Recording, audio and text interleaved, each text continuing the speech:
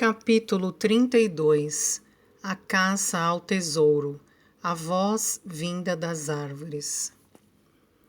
Assim que chegamos ao topo do planalto, todos se sentaram, em parte para se refazer do efeito causado pelo esqueleto, em parte porque Silver precisava descansar. A plataforma era ligeiramente inclinada para o oeste, e o local onde paramos nos dava uma boa vista de ambos os lados. À nossa frente, além das copas das árvores, era possível ver o Cabo da Mata, com sua praia recortada. Atrás de nós, podíamos ver não somente o Ancoradouro e a Ilha do Esqueleto, mas uma grande extensão de mar entre a ponta do cabo e as terras baixas ao leste. A colina da Luneta erguia-se acima de nós, pontilhada de pinheiros solitários, enegrecidos pela sombra do precipício. O único som que se ouvia era o das ondas quebrando, ecoando por todos os lados, e o zumbido dos incontáveis insetos no matagal. Nenhum homem, nenhuma vela sobre o mar. A amplitude da paisagem acentuava a sensação de solidão. Silver sentou-se e começou a fazer anotações usando sua bússola. São 3 árvores altas, alinhadas com a Ilha do Esqueleto, começou ele. Acredito que a encosta da luneta seja aquele ponto mais baixo ali.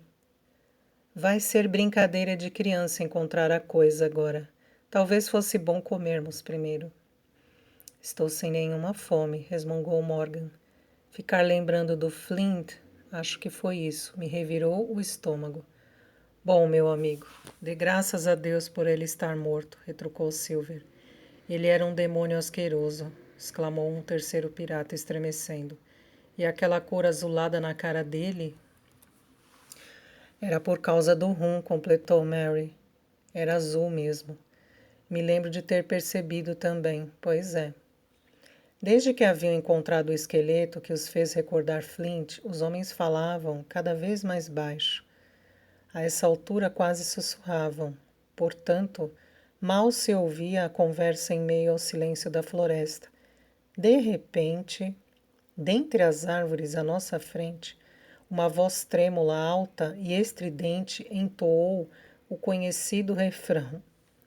15 homens no baú do defunto, yo-ho-ho, e uma garrafa de rum. Nunca vi homens mais apavorados do que aqueles piratas. Suas faces ficaram lívidas, como que por mágica. Alguns pularam de susto, outros agarraram os braços dos vizinhos. Morgan jogou-se no chão. É o Flint, gritou Mary. A canção parou tão subitamente quanto começou. Pode-se dizer que fora interrompida, como se alguém tivesse tapado a boca do cantor. Vibrando por entre as árvores, naquele dia claro e ensolarado, a música me pareceu etérea e suave. Meus companheiros tiveram uma impressão diferente. Vamos lá, disse Silver, esforçando-se para que as palavras saíssem de sua boca. Isso não foi nada. Parece piada de bêbado. Não sei de quem é a voz, mas é alguém querendo nos pregar uma peça. Alguém de carne e osso, garanto. Seu discurso restituiu-lhe a coragem, assim como a cor de seu rosto. Os piratas também se reconfortaram e já se recompunham quando a voz irrompeu novamente. Dessa vez, não cantando, mas em um grito distante, que ecoou até desaparecer entre os penhascos da coluna da luneta. Darby McGraw! Berrou a voz. Ao menos era o termo que melhor descrevia o grito. Darby McGraw! Darby McGraw! Gritava incessantemente. E então, um pouco mais alto, com um palavrão que omito. Vá buscar o rum, Darby. Os piratas permaneceram plantados no chão, com os olhos quase saltando das órbitas. Ficaram em silêncio, apavorados, mesmo um bom tempo depois da voz ter cessado.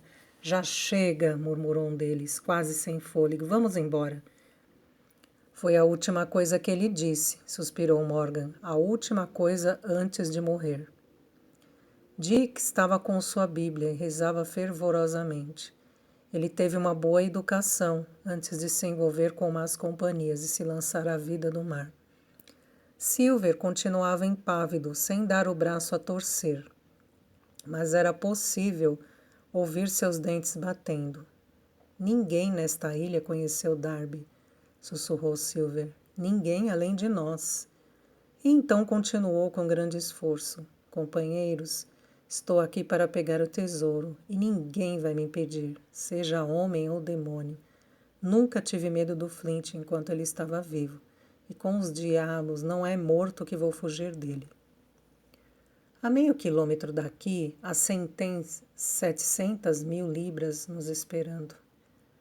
Quando foi que algum senhor da própria sorte abriu mão de um tesouro desses por causa de um marujo bêbado de cara azul, mesmo morto? No entanto, seu sermão não foi suficiente para encorajar seus comparsas. Com efeito, as palavras que escolheu pareceram amedrontá-los ainda mais. Calma lá, John, disse Mary. Não dá para desafiar uma alma penada. Todos ficaram aterrorizados diante dessa resposta. Se pudessem, teriam corrido para longe dali, naquele instante. Mas o medo os mantinha juntos um do outro e próximos de John, como se sua ousadia os protegesse. Silver, por sua vez, havia conseguido dominar seus próprios temores. Alma penada? Retrucou Silver. Pode até ser, mas uma coisa ficou clara para mim. A voz fez eco. Ninguém nunca viu um espírito com sombra. Então, por que faria eco? Posso saber? Não faz muito sentido, não é? Seu argumento me pareceu bem pobre, mas nunca se sabe o que é capaz de impressionar os supersticiosos.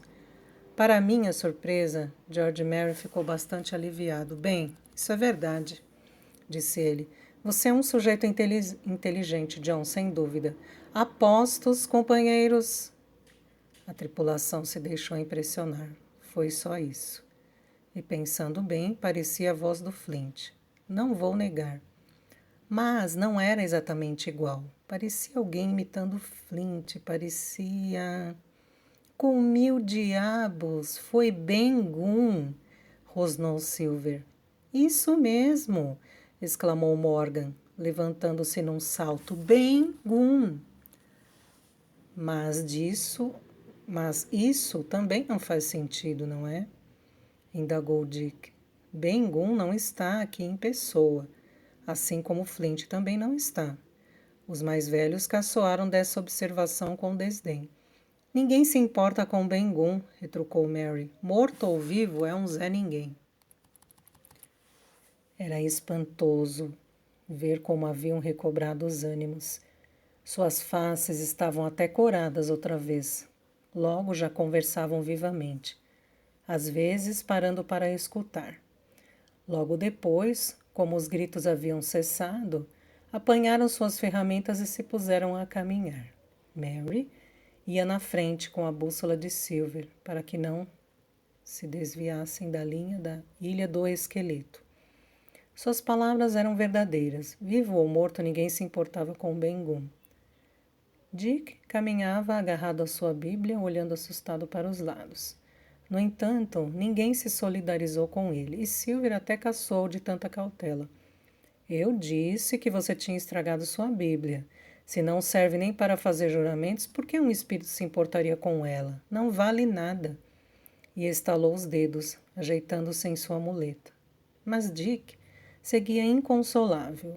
Logo ficou claro para mim que ele adoecia cada vez mais. Sua febre, agravada pelo calor, cansaço e pelos sustos recentes, subia muito depressa, como o Dr. Livesey previra. O terreno era aberto no planalto, facilitando a caminhada. Como mencionei, a plataforma pendia para o oeste. Portanto, estávamos agora em uma descida. Os pinheiros, de diversos tamanhos, eram esparsos e o sol banhava grandes áreas abertas, onde cresciam azaleias e nogueiras. Cruzávamos o ponto noroeste da ilha, de um lado cobertos pela encosta da colina da Luneta, agora mais próxima, e do outro, a paisagem se estendia até a Baía Oeste, onde eu havia passado apuros com o Coracle. Chegamos à primeira das 3 árvores altas e a bússola nos indicou que não era o ponto certo. O mesmo se deu com a segunda. A terceira erguia-se mais de 60 metros acima dos arbustos, um gigante, com um tronco vermelho que poderia servir de casa e cuja sombra poderia abrigar um batalhão. Era perfeitamente visível do mar, tanto a oeste quanto a leste, e poderia muito bem servir de referência em um mapa. No entanto, meus companheiros não se impressionaram com seu tamanho, interessados apenas nas 700.000 libras enterradas em algum lugar debaixo de sua vasta copa. Conforme se aproximavam, a expectativa apagava todo o medo que sentiam. Seus olhos faiscavam, seus pés ficavam mais leves e rápidos. Suas almas ansiavam por aquela fortuna. Uma vida de extravagâncias e prazeres seduzia cada um deles. Silver resmungava e mancava com sua muleta, narinas abertas e trêmulas, praguejando enlouquecido com as moscas que pousavam em sua pele oleosa. Puxava furiosamente a corda que me prendia a ele e de vez em quando se virava para me lançar um olhar mortal. Já não fazia questão de dissimular nada e eu podia ler seus pensamentos como a um livro. Com o tesouro tão próximo, tudo o mais fora deixado de lado. Sua promessa e a advertência do doutor agora eram passado, e eu não tinha dúvidas de que suas intenções eram desenterrar o tesouro e depois de cortar a garganta de cada homem honesto na ilha, encontrar o Espanhola e partir encoberto pela noite. Seguiria seu plano inicial e deixaria a ilha cheia das riquezas obtidas com seus crimes. Abalado como estava por tais pensamentos, eu tinha dificuldades em acompanhar o passo acelerado dos caçadores de tesouro. Às vezes tropeçava, e nesses momentos, Silver puxava a corda ainda mais forte e me cravava seus olhares assassinos. Dick, que havia ficado para trás e agora era o último do grupo, balbuciava ao mesmo tempo preces e maldições em seu delírio febril, o que contribuía para a minha inquietação. Para completar, eu estava assombrado pela tragédia que havia ocorrido naquele planalto. Quando o diabólico pirata de rosto azul, que morrera em Savannah, cantando e pedindo rum, matou seus 6 cúmplices com as próprias mãos. Aquele bosque, agora tão tranquilo, deve ter se enchido com os gritos das vítimas. Ao pensar nisso, parecia que eu podia ouvi-los. Enfim, chegamos ao final da mata.